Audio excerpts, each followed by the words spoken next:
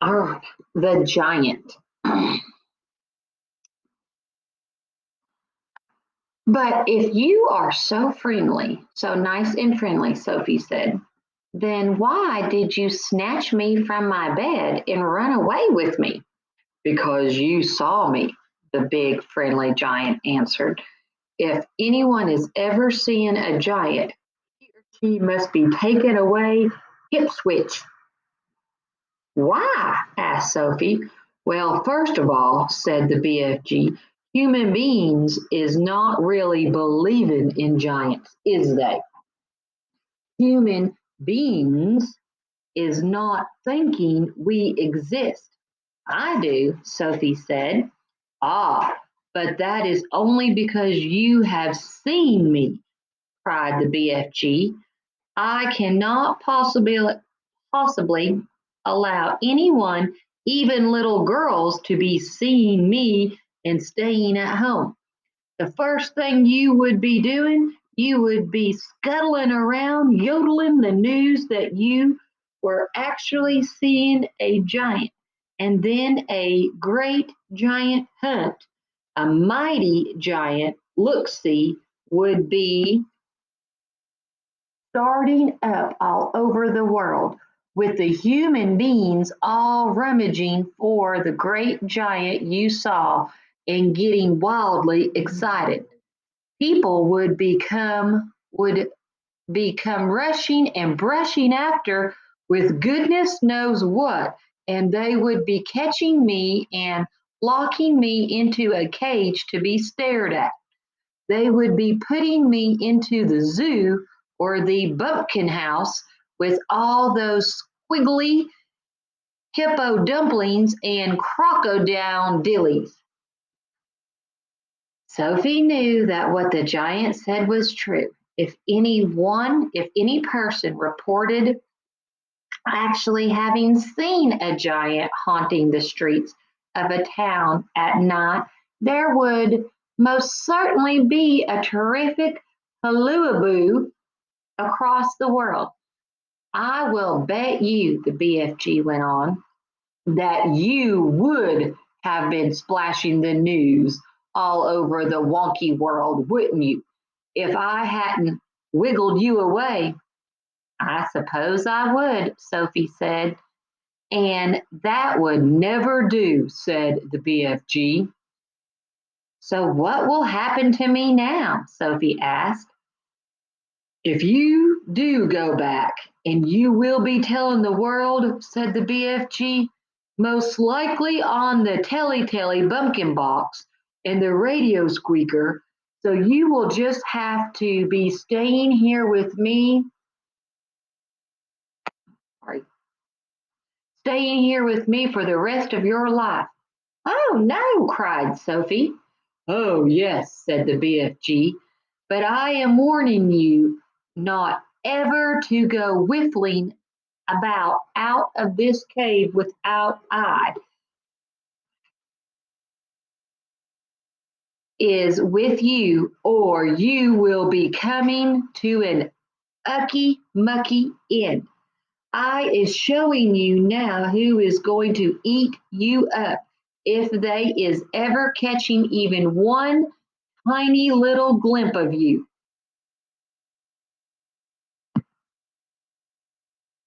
The big friendly giant picked Sophie off the table and carried her to the cave entrance. He rolled the huge stone to one side and said, Peep out over there, little girl, and tell me what you is seeing. Sophie, sitting on the BFG's hand, peeped out of the cave. The sun was up now and shining fiery hot over the great yellow wasteland with its huge blue rocks and dead trees. Is you seeing them? The BFG asked. Sophie, squinting through the glare of the sun, saw several tremendous tall figures moving among the rocks about 500 yards away. Three or four others were sitting quite motionless on the rock themselves. This is giant country, the BFG said. Those is all giants, every one. It was a brain-boggling sight. The giants were all naked except for a sort of short skirt around their waists, and their skins were burnt by the sun. But it was the sheer size of each one of them that boggled Sophie's brain most of all. They were simply colossal, far taller and wider than the big friendly giant upon whose hand she was now sitting. And oh, how ugly they were! Many of them had large bellies. All of them had long arms and big feet.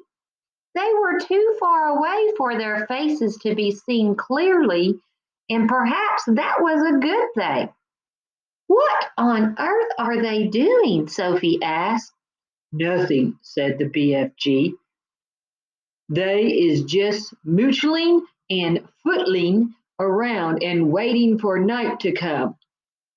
Then they will all be galloping off to places where people is living to find their supper.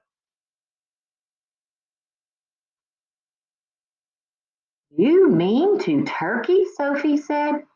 Bone crunching giants will be galloping to Turkey, of course, said the BFG, but the others will be whiffling off to all sorts of flung away places like Wilmington for the booty flavor and Panama for the booty flavor and Panama for the hatty taste.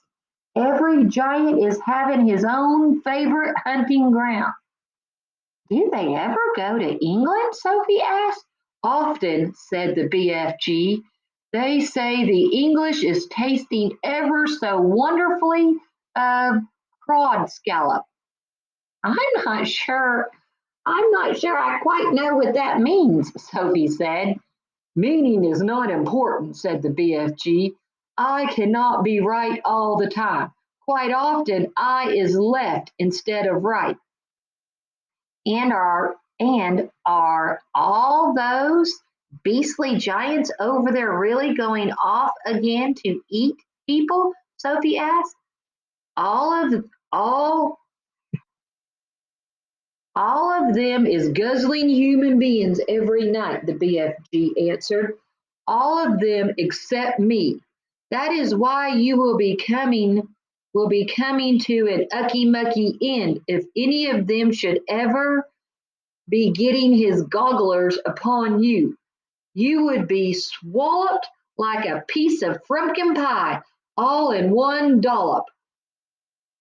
But eating people is horrible, Sophie cried. It's frightful. Why doesn't someone stop them? And who, please, is going to stop them? Asked the BFG. Couldn't you? Said Sophie. Never in a pig's whistle, cried the BFG. All of those man-eating giants is enormous and very fierce.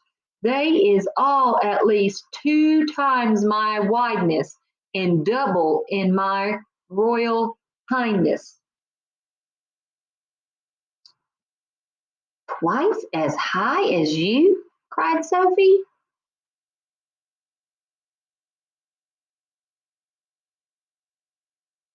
Easily that, said the BFG.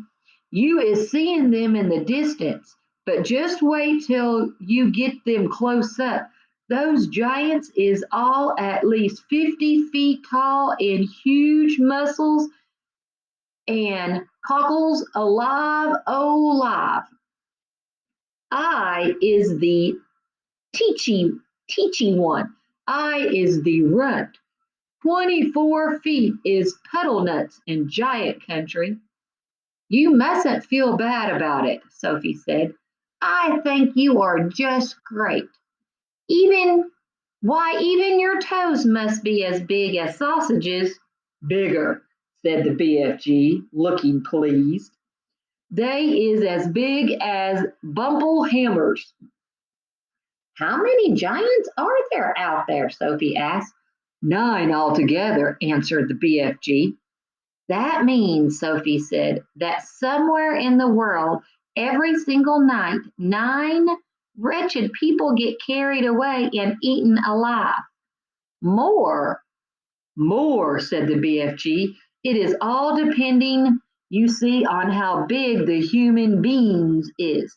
Japanese beans is very small, so a giant will need to gobble up about 6 Japanese before he is feeling full up.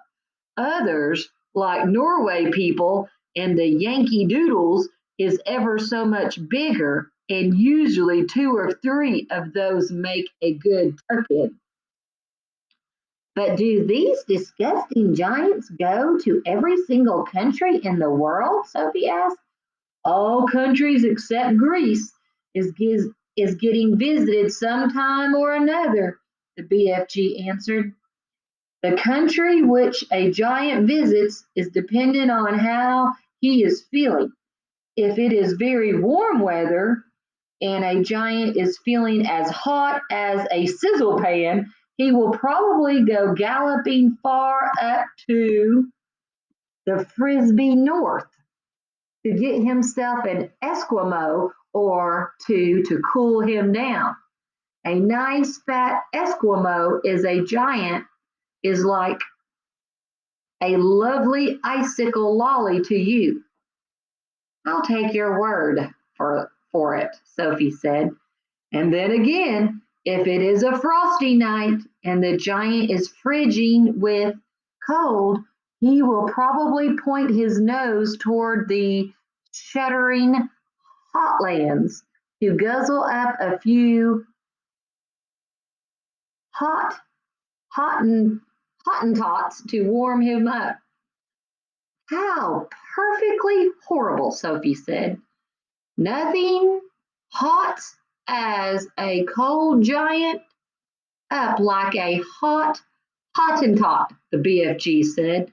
And if you were to put me down on the ground and I was to walk out among them now, Sophie said, would they really eat me up? Like a swiftwittle, cried the BFG. And what is more, you is so small they wouldn't even have to chew you. The first one to be seeing you would pick you up in his fingers, and down you'd go like a drop of drain water. Let's go back inside, Sophie said. I hate even watching them. Whew, that one had a lot of tough words, tongue twisters in it. Go to the flip grid and let's talk about what the giant means by when he says there's how many giants are there. Think about how many giants are there, and what kind of people do they like to eat, and any details you want to talk about.